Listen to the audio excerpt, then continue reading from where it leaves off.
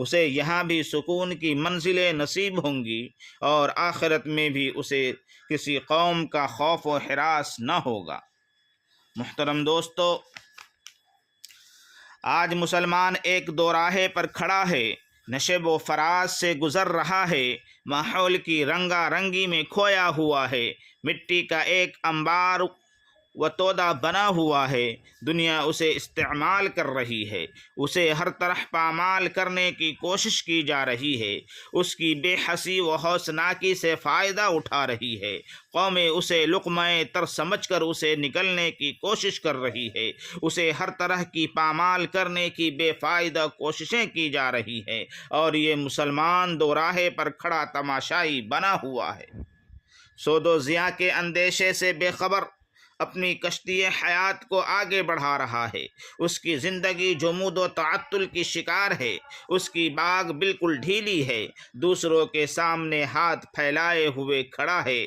لیکن دوستو، صحیح مسلمان وہ ہے جو تمام باطل خطرات کا سامنا کر کے زندگی کو زندگی بنائے رکھنے کے لیے ہر دم کوشاں رہے، کیونکہ زندگی ایک پہم روانی کا نام ہے۔ مسلمان وہی ہے جو اس زندگی سے لڑنے کا سلیقہ سیکھے، موجوں سے ٹکرانے اور پہاڑوں طوفانوں سے آنکھیں ملانے کی اس میں ہمت پیدا ہو جائے گی۔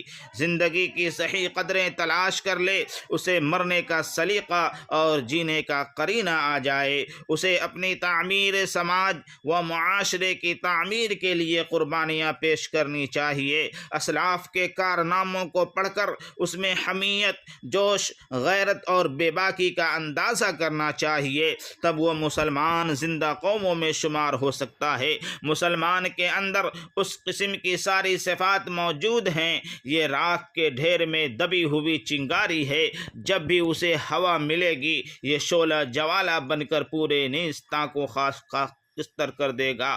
اقبال مرحوم نے کہا تھا اور پوری ترجمانی کی تھی، تو اسے پیمانہ امروز و فردا سے نہ ناپ، تو اسے پیمانہ امروز و فردا سے نہ ناپ، جا دواں پہ ہم دواں ہر دم جواں ہے زندگی۔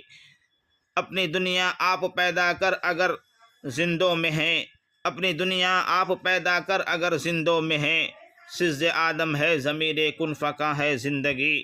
حضرات محترم، آج اس بات کی ضرورت ہے کہ ہم اپنے اندر ایسا انسان اور ایسا مسلمان تلاش کریں جس میں زندگی کو زندگی بنانے کی صلاحیت ہو، انسانیت کی صحیح تعمیر کی صلاحیت ہو، دنیا کے جھمیلوں سے ٹکرانے کی صلاحیت ہو، طوفان اور سمندروں میں ڈیرنگ کا حوصلہ ہو۔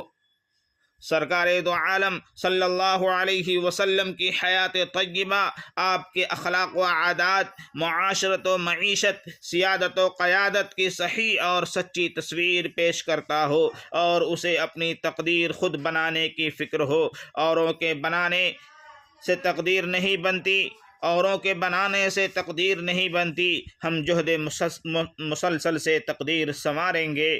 جب ہم ایسے مسلمانوں کی تلاش میں کامیاب ہو جائیں تو زندگی میں ہمیں جینے کا سلیقہ آ جائے گا، ہم خوابوں کی تعمیر بن سکیں گے اور ببانگ دہل اعلان کر سکیں گے، خام ہے جب تک تو ہے مٹی کا ایک انبار تو، خام ہے جب تک تو ہے مٹی کا ایک انبار تو، پختہ ہو جائے تو ہے شمشیر بے زنہار تو۔